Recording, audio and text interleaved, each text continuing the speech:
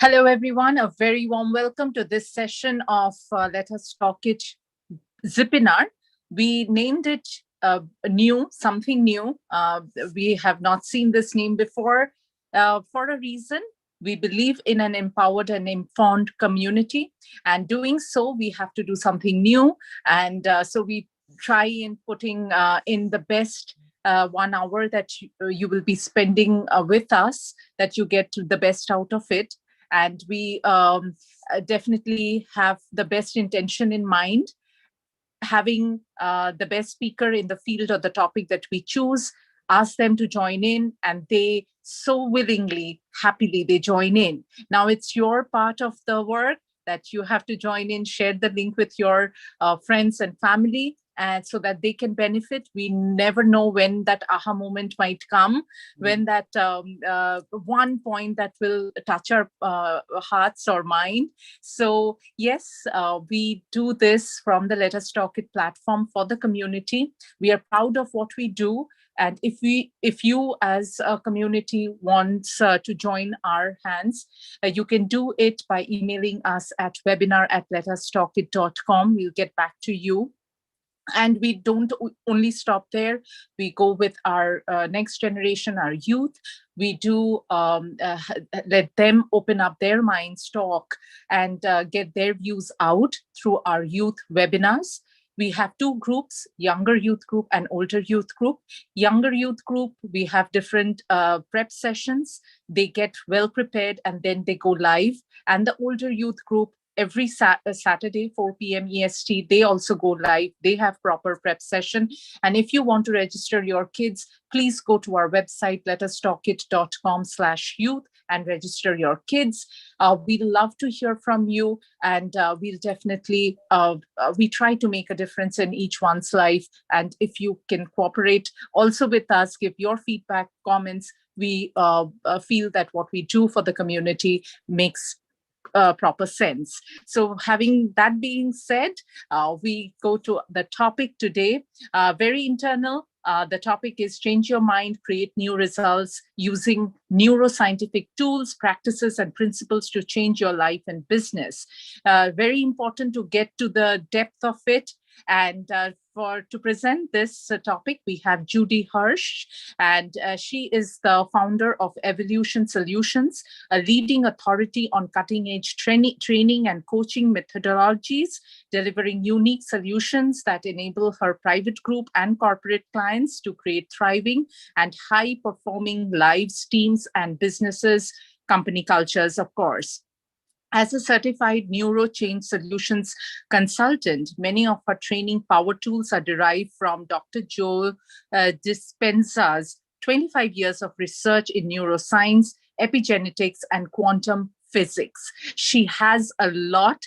I will give this over to Judy with asking her the question about her background, which is so intriguing. And thank you so much, Judy, for joining in. Over to you.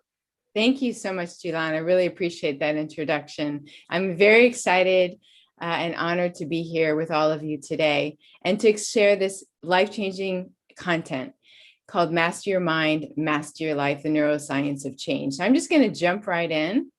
And you did a great job of introducing me, so I really appreciate that. I don't have much to add other than my company, Evolution Solutions, offers really a multitude of coaching and training solutions. And one of which is most exciting for me, the work that I do as a neuro change solutions consultant, which I'm teaching proprietary neuroscience-based change programs developed by Dr. Joe Dispenza, as has been mentioned. So this entire presentation today is based on the work of Dr. Joe. And there's only about 100 of us worldwide that teach this proprietary system and methodology. So you're going to be privy to some of this content today that very few people in the world have yet seen. So to better understand the quality of the information and the content you're going to be receiving today, I'm just going to do a very brief introduction to Dr. Joe himself.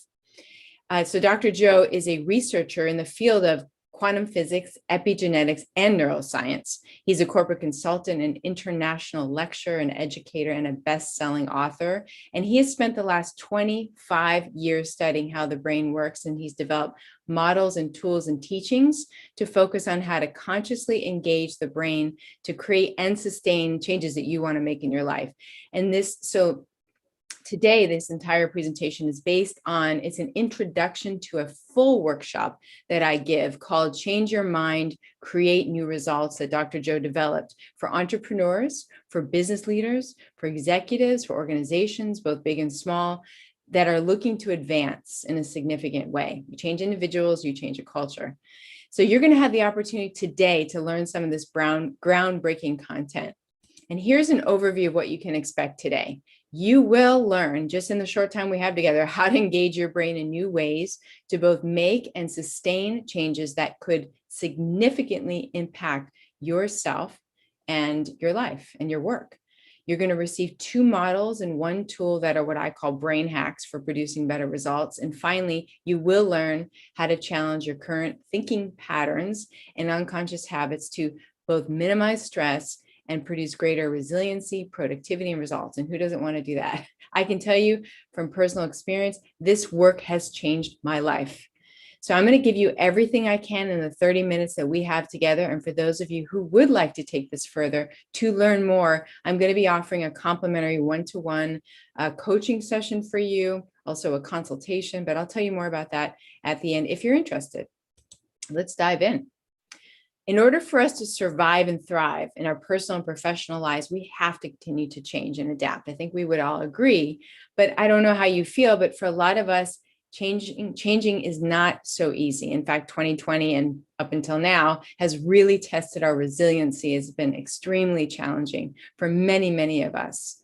So think about that. Would you say it's easy for you to change? Well, according to research from McKinsey and Company, which is a worldwide management consulting firm who does a lot of research, they show that 70% of change programs don't reach their stated goals. And this is why sustaining change requires a major reset in mindsets and behaviors, something that few leaders really know how to achieve. And that's why Dr. Joe has developed this content to teach a proven system to reset mindset and behavior using the neuroscience of change. And it's why this approach is very unique and effective. And I'm excited to be sharing it with you today. So do you believe your thoughts influence your own results? I am going to assume that most of you believe that your thoughts have something to do with your outcomes and your results. Well, one of the models that we use to help you understand you in the process of change is the simple idea that your personality literally creates your personal reality, known as your life. So let me unpack that for you. How do you define the personality? Well, your personality is essentially how you think, how you act, and how you feel. This is the beginning of our first model that we teach in the workshop. So here's model 1. Your personality creates your personal reality, which means the personality that's listening to this webinar right now called you has created the personal reality known as your life. And you've done that based on how you think, how you act, and how you feel. And we call that the old self, the known self. So what you've done before essentially has created what you have now, in a simple, stating that simply. But what if you wanted to make some changes to your personal reality, to your life? According to this model, that means you would have to change how you think, how you act, and how you feel to become, first of all, the new self, and that would then create a new personal reality. But most people try to change their lives without changing themselves, and it doesn't work. You can't keep doing the same things the same way, hoping to get different results just by trying harder, right? We're working longer hours, acquiring more knowledge. We end up having more knowledge. We're still not where we want to be, and we're burned out and we're exhausted. And so this is why more than 90% of people who have won the lottery within 3 years are back to the same financial status as they were before they won the lottery, because having money doesn't change your mindset. So the behaviors are, they blow the money until they're right back to where they were before they won the lottery. So this is something this is the way the mind works, and specifically the subconscious mind. And that's why learning the neuroscience of change is necessary if you want to sustain changes. Here's the challenge. The challenge is our brain is a record of the past, essentially, right? 5% of our thoughts, believe it or not, only 5% are conscious. 95% is very unconscious, subconscious. It's Dr. Joe always makes this quote, 95% of who we are by the time we're 35 is a memorized set of behaviors, emotional reactions, and unconscious habits that essentially function like a computer program. But it makes sense if you understand the neuroscience behind it. I'm going to share that with you. Think of it like this. So here's your brain. Every person, every object, everything that you experience at different times and places is mapped neurologically in your brain. In other words, you have picture this, you have a neurological network in your brain for your work, for your work colleagues, for your boss, your cell phone, for where you work, where you sleep, where you live. For everything that you've seen or done repeatedly, you have one of these neurological networks, and those are like automatic programs. And with that, every one of those things has a memorized emotion associated with it. So everything you see essentially triggers you into your past, and therefore you react in the same way, an automatic way. So you're going to be learning a tool today to consciously remap your brain. Now, most of us don't have a formula for change, right? Let alone a neuroscientific formula. So we're essentially living in our past 24 hours a day, 7 days a week, 365 days a year, creating more or less the same results, not getting to that level of success or balance or enjoyment that we really want to have. And so there is a lot of stress happening. And the body actually becomes addicted to not only doing things the same way, but addicted to the hormones of stress. And let me show you the science behind how this happens. When you're feeling any kind of stress, you are producing chemicals in your body like adrenaline, like cortisol, that make you feel stressed.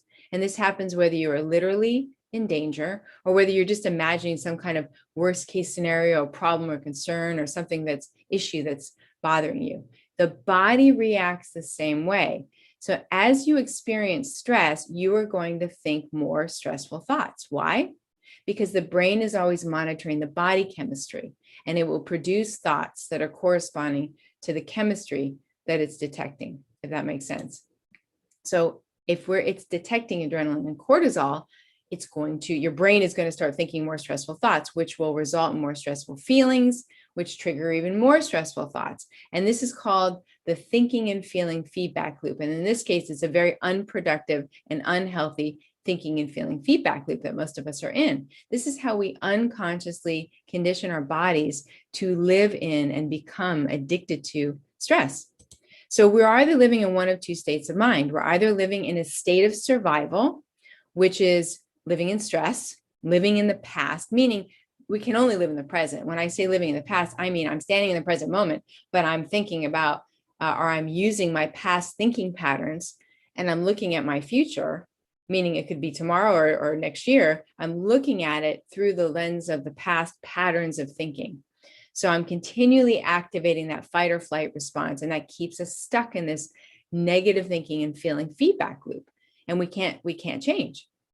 Now, when you're living in a state of creation, we are living in a regenerative state of flow, of ease. We're in that zone. We're in that creative and productive space because we're living in the present. We're not pulling our past patterns of thinking and unconscious habits forward. We're actually in the present moment. So let me ask you this, or you ask yourself this: where do I spend most of my time? Is it living in survival or is it living in creation? For most of us, we are living in survival. We don't necessarily know that, we don't call it that, but until we learn the neuroscience of how to change, most of us are living in survival. And when you learn to move from living in survival to living in creation, you experience an entirely new level of life. Like it's you have this peace of mind, you have a level of productivity, level of success that's generated both personally and professionally. And it's, for me, it's thrilling to see the shifts in my clients, whether they're one-to-one clients or groups or organizations, where you see a whole culture start to shift. Can you imagine that? Working around people where they're living in a state of flow and productivity and engagement and creativity every day. It's hard to imagine that. It's like a completely different world. And it's hard to imagine that because studies also show 70% of the time people are living in stress. And this statistic was before the pandemic. So the problem is stress shuts down the creative or the higher centers of the brain. And it activates the very primitive part of the brain, that fight or flight. And we go into this kind of self-preservation mode. And we don't even know it because it just feels normal. We're so used to doing that, but that's not a time to create, right? If our body's in fight or flight, it's not a time to create or innovate or collaborate. So we're not at our best because our body is primed to do one of three things: run, fight, or hide. Okay, on just a very visceral level, that's what's going on. And so our brain performance is diminished, and planning and decision-making abilities are impaired, whether we realize it or not. Our memory is not as good. We have lack of impulse control. We may lose our tempers easily, diminished critical and abstract thinking. We may be less creative and innovative, less productive and focused, less collaborative and communicative. And that's what happens within ourselves, within our teams, within our organizations. When the brain is incoherent, meaning firing out of sync, we're incoherent. We're in emergency mode. And our performance is diminished. And again, we may not realize that. We may think we're doing great, but we don't realize how much better we could be doing if we were not operating from the stress zone. And think about it. You can't change when you're in this high beta brainwave state. You know, this is not the way the body changes. The body operates on a priority basis. So if the body believes it's just trying to survive, it's not a time to change or innovate, right? That's not a priority. Have you ever tried to change somebody's mind who's frustrated or upset or sad or depressed? Not going to happen. It doesn't work.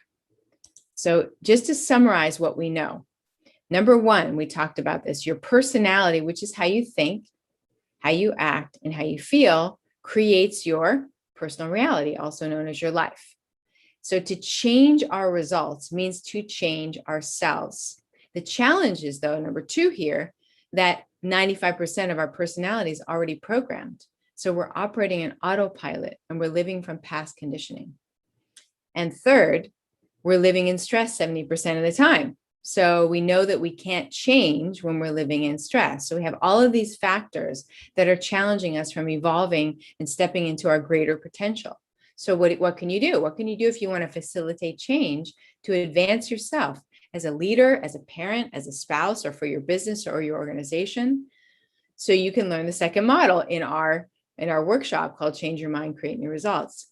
The second model is about how to change. And here's the second model. First of all, let me ask you a question, or I'd like you to think about this. Human beings think about 60 to 70,000 thoughts in one day. On average, what percentage of those thoughts do you think are repetitive, are the same every day? About 90%. That's a lot, right? We don't really think about it, but it's a lot. So if you're ready for change, we need to do something different, because the same thinking is going to lead you to make the same kind of choices. The same choices are going to cause you to take the same actions. The same actions are going to lead to the same outcomes and experiences. The same experiences are going to result in feeling the same. And if you don't want life to change a whole lot, you will live on the left side of the model. But if you're ready for change, you want it and that next level of success, then it's time to learn how to engage your brain in entirely new ways and create new thinking. So this is where the course that I teach and coach is so important, or learning the neuroscience of change is so important, because new thoughts lead to new choices, right? New choices are going to lead you to behave differently. New behaviors will result in new experiences, which will then produce new feelings, and you will continue to be thinking and evolving. This is the right side of the model, is called evolution. And I'll give you a personal story. When I was working in the pharmaceutical industry for many years, I was a corporate trainer. And I noticed a job opening came up in the project management office. And I thought, and this is when I was living on the left side of the model. And I thought that would be interesting. but I don't have any experience in that. They probably wouldn't even consider me. So I just stayed on the left side of the model that year in my corporate training role. Nothing really, my life didn't change a whole lot. But after that, a year later, when another opening came up in the project management office, I had already started studying these neuroscientific principles and started to learn how to think and open my mind to new ways of thinking and choice making. And so I made a new choice this time, and I decided I'm going to interview for that position. I interviewed for the job. I got the job. The first assignment, this is a true story, was over in France, Normandy, France. So I moved to over in France, and you bet I had new experiences. I had completely new feelings about myself, about what I was capable of doing, about life. And I continued to think in new ways. So how do we do this? How do we get ourselves to think in new ways? I'm going to share with you today something a tool that will really help you to move in that direction, that will really open up doors for you. But to get there, I have to give you your first official lesson in neuroscience. It's going to match the background that I have behind me right now. And this is called the Hebbian Law of Repetition. And this law says nerve cells that fire together wire together. And nerve cells that no longer fire together no longer wire together. More commonly called something like use it or lose it. So essentially, if you keep thinking the same thoughts, they are going to wire together. If you keep doing the same things, you are wiring your brain for those same things. If you keep reacting emotionally to the same problems and conditions in your life, you're wiring your brain equal to those reactions. So you and I essentially hardwire our brains into a finite pattern that then becomes our identity. And we say things like, well, that's just the way I am. That's just who I am. But what if you wanted to change? Can you disconnect from the old wiring, from unwanted patterns? And what if you've been doing something for 20, 30, 40 or more years? Yes, you absolutely can. You can change. And my answer isn't just my answer. It's based on years and years and years of meticulous research and outcome in neuroscience. So let me share with you a little bit more about this. It's mainly due to something called neuroplasticity. Some of us have heard of what that is. It's the ability of the brain to both form and reorganize synaptic connections in response to learning. Because of that, because the brain is very plastic to the way that we think, we can change. We can break old connections to our old ways of being. We can make new connections to a new way of being. And we can literally hardwire that new self in my model one I showed you earlier. We can hardwire that into place. But how do you do that? Okay, I know we have 30 minutes, but I'm going to give you as much as I can. Here is an introduction to the mind. This will help you to understand the how. So I did mention earlier that 5% of our thoughts are conscious, but 95% of our thoughts are subconscious. So most of the way we interact with our environment is quite subconscious from our automatic reactions and conditioned responses and so on. But what's the barrier? This is important to see here. The barrier between the conscious and the subconscious mind prevents us, what this blue line is, I'll tell you in a minute, but this prevents us from getting into the subconscious mind and rewiring those automatic programs. And that's why most of us are stuck in our 5% of our mind trying to force ourselves to change and wondering why it doesn't last. Well, you have to go into the automatic programs and change at the source, if that makes sense. So what do you think this barrier is that keeps us from getting into the subconscious mind? I'm giving you a moment to ponder that before I give you the answer. That little thing in the way, that doorway that's shut for most of us most of the time, is called the analytical mind. Now, love the analytical mind. I need it. We all need it. But when it comes to making change and rewiring the subconscious mind, we can't be engaging it. And that at that time, we can't be engaging it. So that's why diets and new exercise routines and willing ourselves to be, different, more productive or more patient doesn't have a lasting effect. So to get in, we have to be able to transcend the analytical mind at certain times so that we can get into the subconscious and permanently overwrite some of those automatic programs that are not helpful in advancing us in our lives. So I'm going to give you a power tool that will help you to access your subconscious mind so you can rewire it and make some real changes in your life that are lasting. This power tool is called mental rehearsal. It is a form of meditation. a very specific way to use meditation in your life. This is a tool that will help you achieve peak performance and results in any area of your life. Here are some personal examples of how you can advance yourself. And here are some organizational examples. These are taken from our clients that have worked with this and have had profound shifts in their lives. So let me walk you through this process. So a brief introduction to brainwave states is helpful in understanding how to do this. So I'm just going to give you a very high level overview. So we talked about getting into the subconscious. Well, beta brainwave state. So these are the 4 basic brainwave states: beta, alpha, theta, delta. As you can see here, beta and alpha are in the realm of the conscious mind, circled in green. We're all in beta right now, most likely. And then alpha, theta, delta are in the subconscious realm. So our goal then is to move from beta to alpha. And as you move through these from beta to delta, you are slowing the brain waves down. So in order for you to enter your own subconscious mind, you have to slow your brain waves down. To do that, there are 3 main steps. First is to reduce sensory input, which usually involves closing your eyes. So you reduce all the stimuli from outside of you.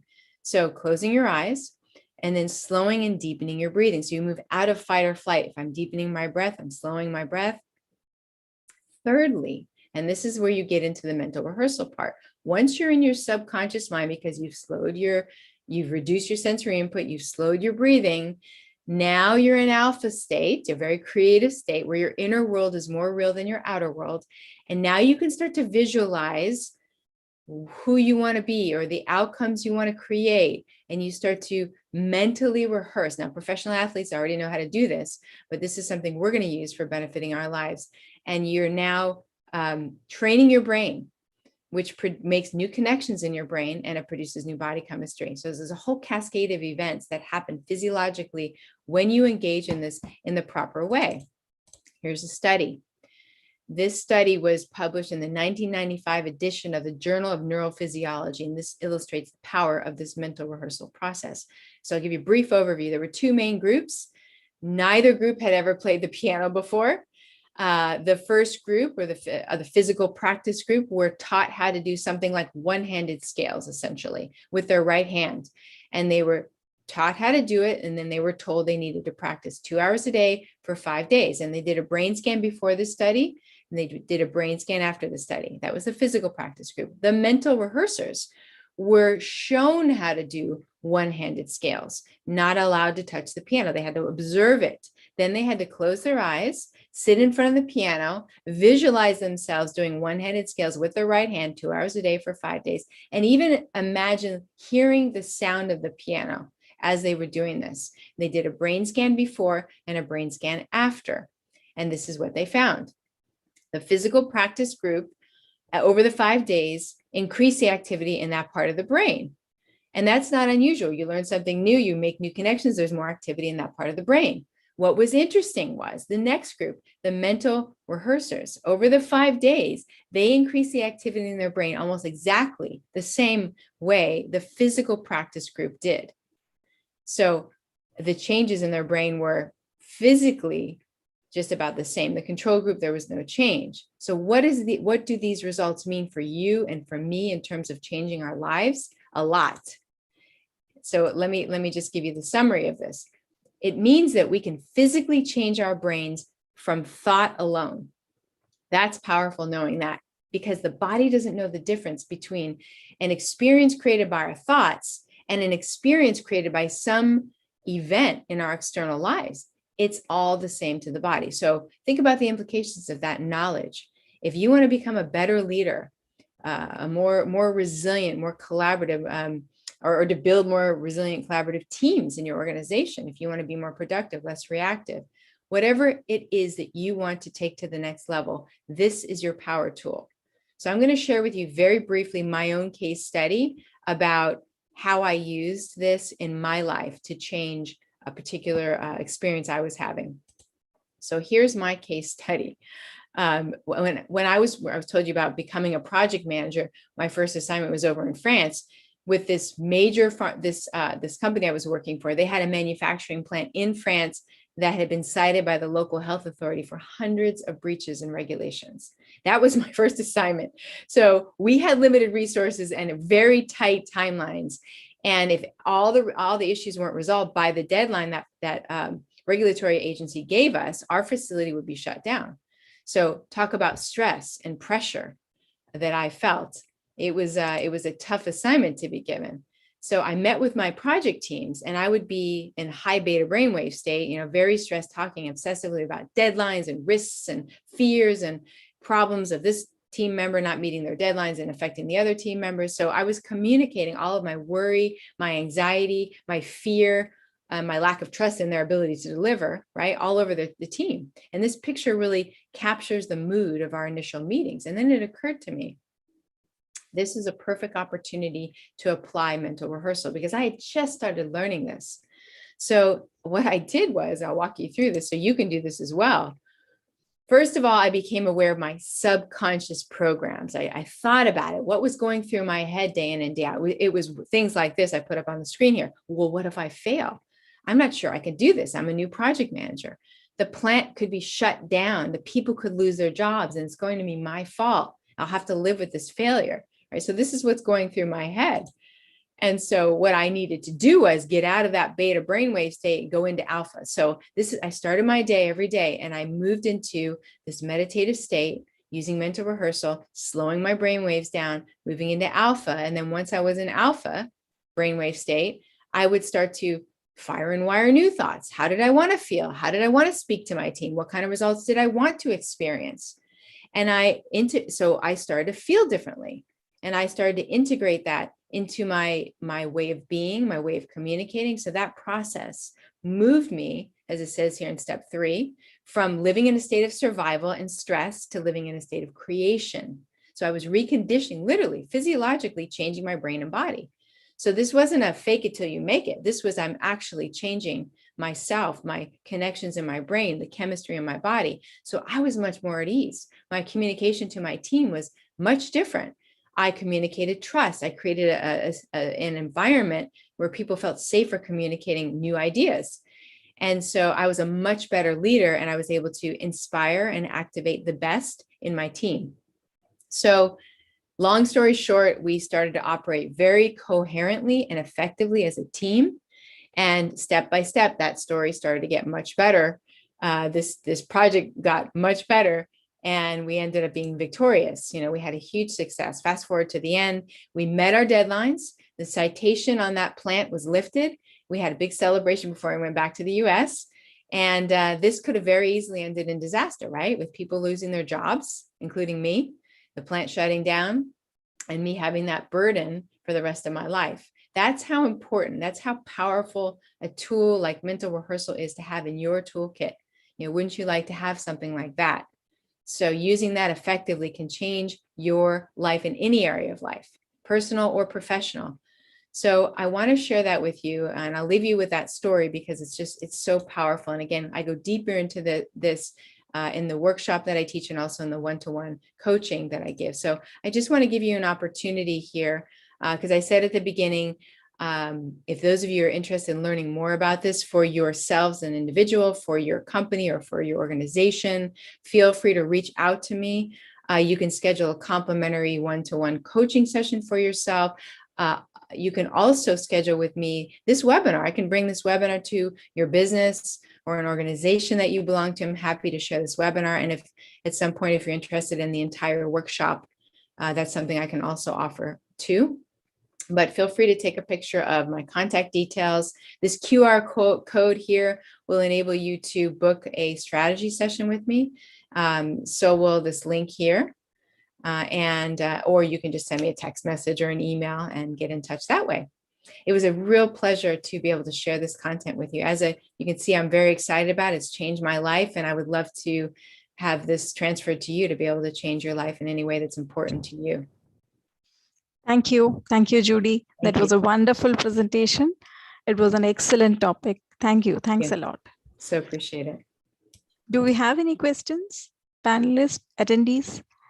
Vamshi, do we have any questions on the social media platform? Yeah, Judy, that's amazing. Thank you so much for sharing, the pearls of wisdom on how to really, get back to the results that we always want. So yeah, so do you have, more techniques and more tools? Yes. That's what. Okay.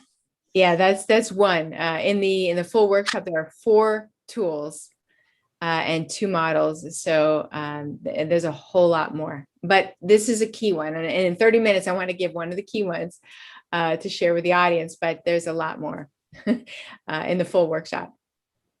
Right. And how does it, is meditation also included in some of the aspects of the tools? Yes, absolutely. In fact, mental rehearsal, if I had more time, I would explain it is a form of meditation. So it's a specific way to meditate.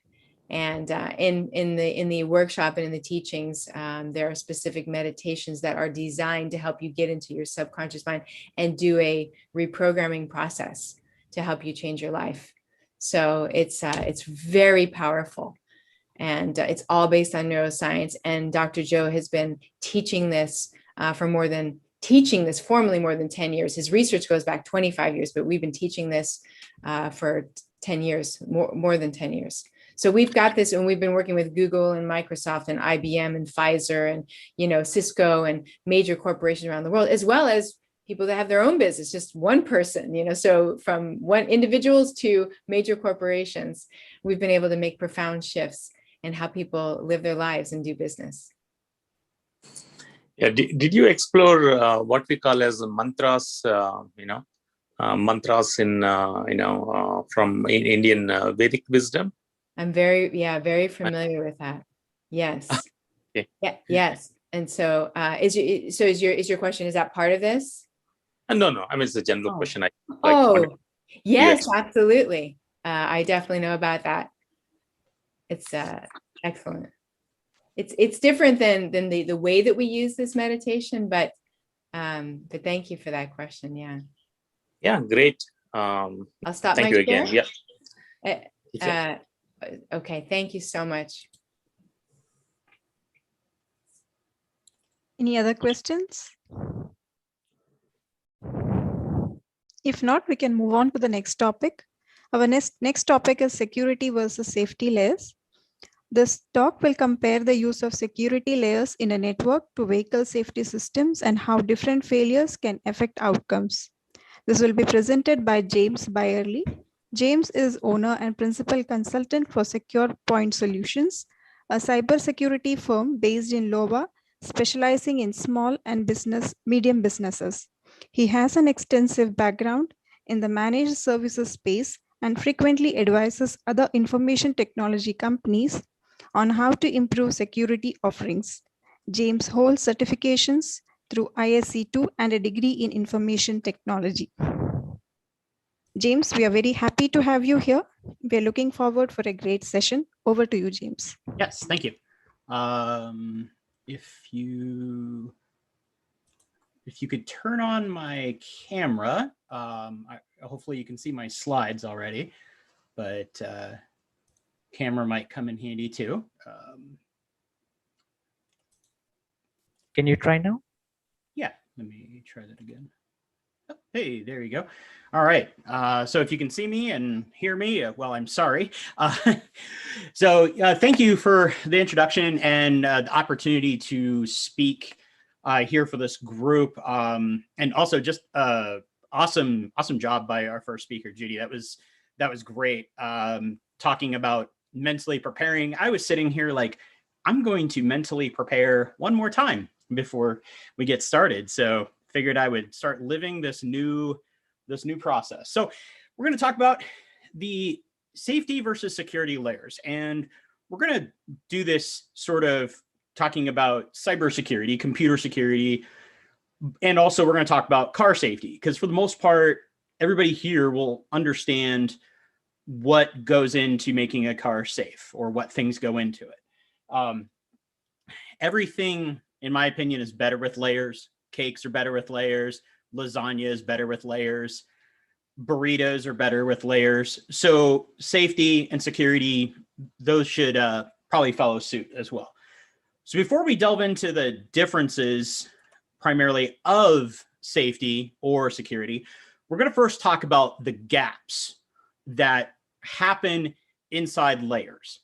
So this is commonly known as the Swiss cheese method or Swiss cheese theory, and simply states that any hazard, any risk that is able to pass through every layer will then create an incident, create some sort of harm on the other side.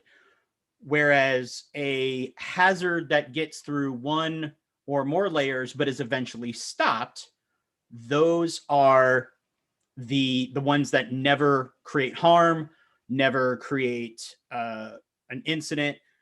You can also say that a layer could actually be the difference between an accident or a security incident being really bad versus just it being a minor incident. And we'll kind of delve into that as we break down the differences and talk a little more about layers. So first we'll talk about the safety side. So this here is kind of a car that I have goals of obtaining one day. So and it's an Audi. Audis are known for having safe vehicles. They're known for having a lot of safety features. So first off, we're going to talk about the purpose of safety. Now, there's a lot of reasons that a lot of reasons for safety. I broke these down into two very simple terms. First, reduce risk to life. Prior to going into IT, I was in the military, and somebody I worked with said that safety, the point of safety was to keep the blood inside the body. And I think that's a very accurate statement. I think that's a good way to think about it. Reducing risk to life. So cars are designed that if you get in an accident, you hopefully can walk away from it with bumps, bruises, scratches, scared to death, but you walk away from it. Those cars have gotten safer. Accidents have, more accidents have kind of been avoided just because of some of the safety features, lane departure, adaptive cruise control. I'm not going to get into like a lot of those. We're going to talk about just some more of the common parts. And then the other purpose to safety is reduce property damage. And that's the damage to the vehicle, damage to another vehicle, damage to buildings, whatever is involved. So what things make this car safe? So I have three things here. First, the systems that are inside of it. And we're going to talk about those. The testing that goes into it. Probably everybody has seen commercials or videos of them slamming cars into walls, and there's the mannequins inside it, the crash test dummies, and they pull the crash test dummy out, and they look at them and say, yeah, he'd still be alive. Or they do braking tests, all sorts of testing that goes into these vehicles to ensure that they are safe, and ensure that those features work when they are needed. And then the other part is training. So what are we talking about with the training? Well, you are required to learn how to drive. You don't just get to hit a certain age that you can reach the pedals and the steering wheel and see over the window and they say, good job, here's your keys. You have to go through some sort of training. I learned here how to drive in the United States, but then I worked in Japan and I was required to learn. And I was grateful because with the steering wheel and everything else being on the other side, the driving on the other side of the road, the signs being different, I was grateful for that training because this was all new to me. And a fun thing about cars in Japan, even a small van to haul around 10, 15 people has fun paddle shifters and kind of makes you feel like you're driving something sporty. So systems, the testing, the training are all those things that are put into it to make it safe. So safety layers. We will talk about these. We'll kind of go top left and work our way around to understand these. So the first one here is a bumper, the black thing in the upper left. That is the bumper. The bumper is actually designed to lessen the damage to a vehicle when it hits something at a lower speed. If you didn't have your bumper, your car would hit and you would break things that are important. Your radiator, your headlights, possibly damage the engine, things like that. So just like bumper cars, if you've ridden around in a bumper car and bumped into each other, those bumpers are there to ensure that it's fun and not overly hurtful. So that is part of that protecting property, to minimizing the damage to property. Not so much helpful to keeping the person safe, although the bumper does have some use there as well. So the next safety feature there at the bottom left is seatbelt. So seatbelts have been around for quite a while. Here in the US, we're required to wear them or you face a ticket from law enforcement. And that is definitely a layer designed to keep a person safe. Same thing at the top there.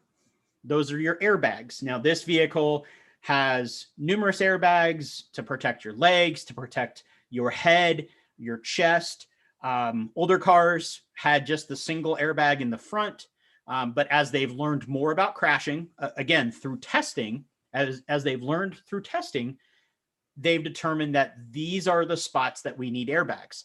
Some cars even also include airbags from the top so that if the car rolls over, those airbags go off as well. So, and then the final one there is, it's not my favorite layer of safety, but it's the speed limit.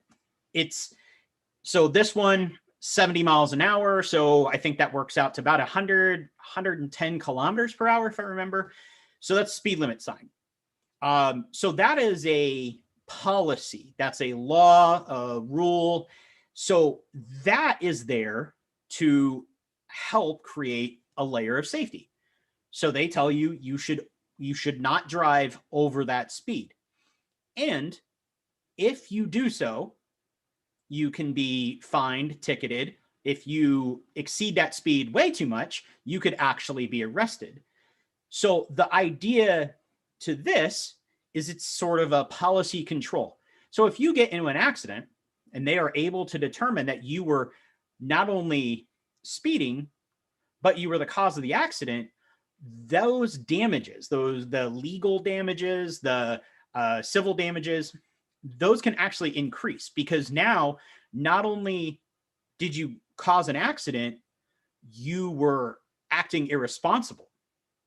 So that is an area, and as we get into the security, where we'll really kind of look at that area of irresponsibility, of not following guidelines, whether those are guidelines you have yourself or guidelines that are mandated by the government or your industry.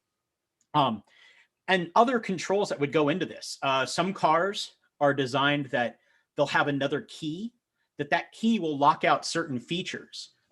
Usually you would give that to, if you had a teenager who's learning to drive, you would give them that key, which would turn off certain features. A car that's more high performance, it would actually limit the engine's ability to run full speed. So those are just some of the safety layers. Now we're going to talk about going back to that Swiss cheese model. If we take away a layer, so we'll say, let's take away the bumper. And we kind of talked about this before. So you get an accident, you don't have a bumper. Your car is going to be damaged further than it would have been, whether that accident was high speed, low speed, somewhere in between. Without the bumper, you now will experience more damage to the vehicle. You likely will not experience any difference in hurting yourself or others in the vehicle, because you still have seatbelts, you still have airbags, and any other safety feature that's inside the car. There's things like crumple zones, and we could talk just about safety features for cars and go a lot longer than half an hour. So take away the bumper, you're probably okay. No big harm. Now, if we took away the airbag, for example, well, now that the airbags are gone, you get into an accident. Okay, bumper does its job. The seatbelt's going to do its job, but you are going to likely come away more hurt with worse injuries than had you been with airbags and a seatbelt. And vice versa. If you aren't wearing your seatbelt and you get in an accident and your airbags go off, you may still walk away from it, but you will likely suffer injuries that you would not have if you were also buckled. Now, if I take away two of these layers, such as the airbag and the seatbelt, depending on the speed, you likely will suffer serious bodily harm or just be outright killed. These safety features were designed to keep that from happening. And then same thing with the speed limit. If you take away the speed limits, accidents will, may increase. The velocity of accidents may increase, meaning because cars are going way faster, they're hitting at with harder force and starting to weaken these safety layers. Okay. So we'll jump ahead here into our security. So what's the purpose of security? And again, a lot of different purposes, a lot of different reasons to have security. Top two things I put here: reduce critical system downtime. So a critical system might be a water plant, a gas pipeline. Obviously, those two things have been in the news recently here in the United States. Other systems, hospitals.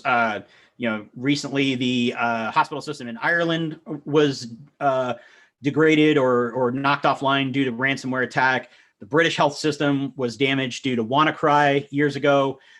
So critical system downtime, things that are needed to help with life. If you think about, like say a natural gas pipeline or a power grid, in extreme cold, the power grid or natural gas would actually put people at risk if they are unable to heat their home. In the summer months, if you don't have power and it's extremely hot, you may get sick. You may, there is a risk of death, especially to people who are vulnerable, the elderly, young children, people who are compromised in some way already. So the loss of power, loss of that infrastructure. And then the other purpose really here, reduce the data loss or damage to the integrity of the data.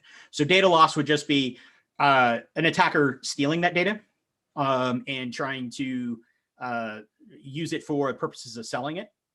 And then damage to the integrity would be an attacker going in and deleting files, encrypting files, doing something that would affect the ability for them to be read and also affect the actual contents of them. So what makes this network secure? Well, again, it's systems. So it's the applications, the tools that are used. It's testing. It's testing when an application is being written. It's testing when that application is put forward, from a security standpoint. It's testing for vulnerabilities. It's performing penetration testing, areas such as that. And then also training. So that training comes into user training, so that they're aware of those threats, email threats, phishing, those kind of things.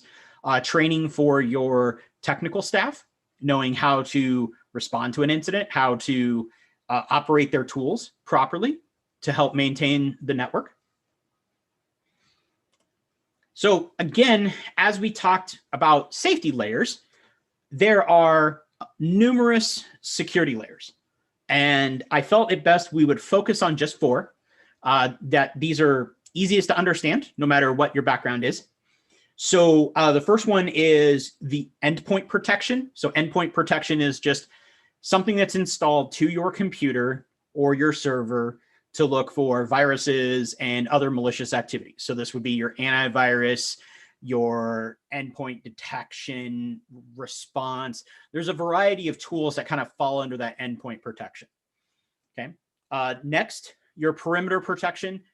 Those are things like your firewalls, your proxy servers, things that are designed to protect you from the outside to attackers trying to get in. Then you have application protection. In this case, I was going to pick on email filtering. Email filters are designed to catch those messages that are spam or phishing, contain malicious attachments. And then finally, much like the safety side, there are policies, regulations, guidelines, procedures. Those, as I said, could be at a business level, where a business will say, you are not allowed to go to Facebook on your computer. Okay, that would just be a business level policy, or a federal policy, or something along the lines of like HIPAA, where you must protect patient information if you are a covered entity, or somewhere in between. PCI, which is your your credit card guidelines. Credit card guidelines would say you must do certain things related to this. So again, all these layers are designed to work together. And as you remove a layer, you suddenly create larger amounts of risk. You can create greater impacts, and you can affect your ability to recover, to maintain security. So we'll use as an example here, if your email filter is offline, someone misconfigured it, and the email filter is no longer catching spam, phishing, malicious attachments. So an email comes into a user, that user clicks on it because maybe they haven't had the training. Again, that's kind of another layer of its own. The user clicks on it, and an attachment inside there actually starts to try to spin off a malware. Maybe tries to launch ransomware or some other type of attack. The endpoint protection may catch it and contain it. The perimeter protection may block the ability for that malicious software to call back to a command and control server and effectively stop it right there. So the email came in like it shouldn't have, but it was stopped. So but then if we take this a step farther, and if you said, well, the endpoint protection also failed, then this is a much different scenario where now that endpoint protection is gone, and that same malicious attachment now could move at least within that computer. If other computers are still running their endpoint protection correctly, then you can stop, then those computers themselves would likely be protected against malware moving from one computer over to another. So all of these and policies and regulations, again, we talked about this. If you don't follow policies, regulations, guidelines, the risks to the what can happen if it's, don't go to Facebook on the company computer and you go to Facebook. Well, you could be disciplined by the company. You could be terminated if there's been enough of a problem.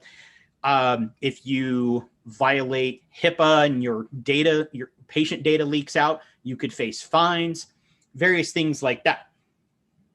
So we've talked about safety layers, we've talked about security layers, and we've talked about how if one layer it fails, you have the ability to still maintain your damage isn't maybe as great, your risk to the safety or security is not as great.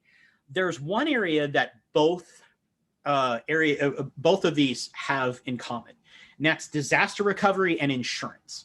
So disaster recovery, if we are talking about that in the area of a vehicle safety, that's your repair. So you get in an accident, your bumper is bent. So you go to a repair shop and they have the means to repair that part of the car. I almost said computer. They can repair your car. Your insurance likely helps to fix that as well. Your insurance kicks in, they pay the repair place, and you get your car back restored. In a computer or security situation, your disaster recovery would be used to to restore a server that has been hit with ransomware, restore a location that's actually been hit with severe weather. You know, we've talked about security from the standpoint of security, keeping the bad guys out, but a lot of disasters can affect computers in the same way.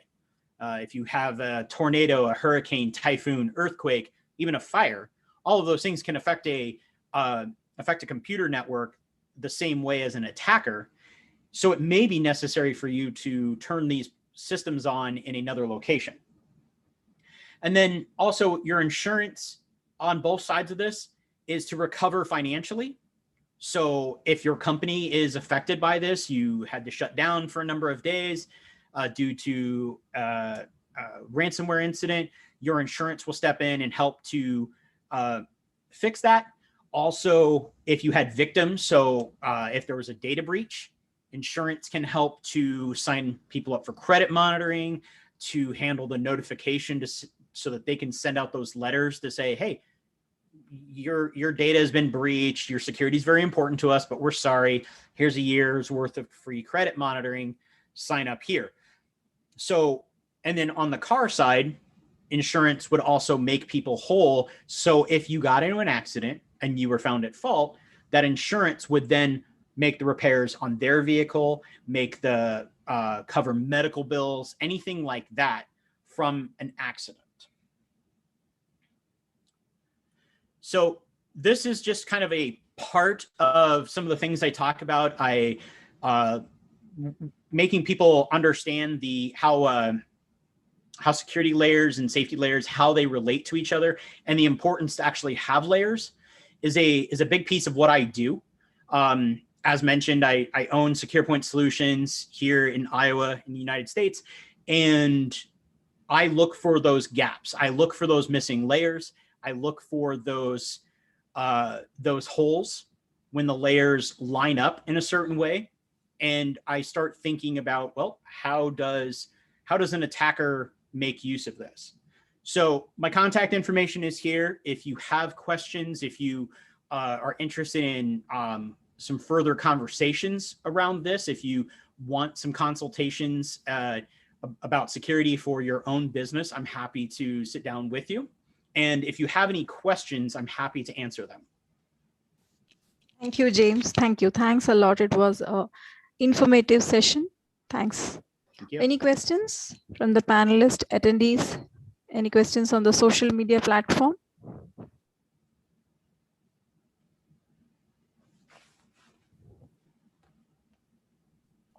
I had a quick question. Yeah, Do please. you recommend storing the passwords within the browser? No, I do not. There's often ways of those passwords getting pulled out of the browser. If you are looking to store passwords, use a separate password manager. LastPass, KeePass, there's a variety of them, but browser-based passwords are on again and off again insecure. Just when a browser, somebody discovers a vulnerability, and then you have to make sure that you've patched that browser. So I do not recommend storing them to that. Now, that being said, how you store your passwords is also dependent on how important that password is to you. So if it's something very simple that if somebody got into and you're not worried about the impact, then maybe that's an okay risk. But if you're going to use password management, just use one secure location for all of them. Thank you, James. Any other questions?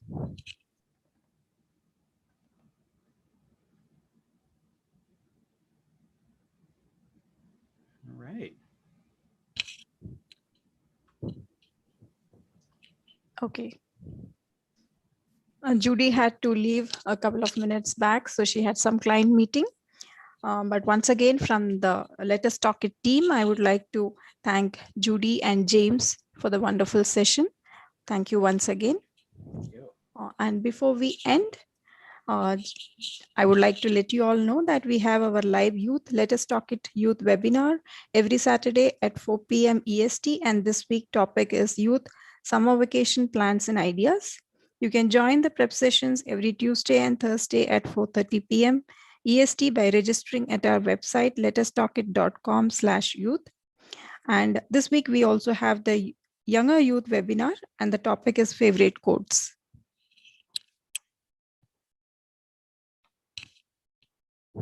Yeah, so I would also like to thank all the panelists and the attendees here. If we don't have any other questions, then maybe we can wind up. Thank you, team. Thank you. Thank you all.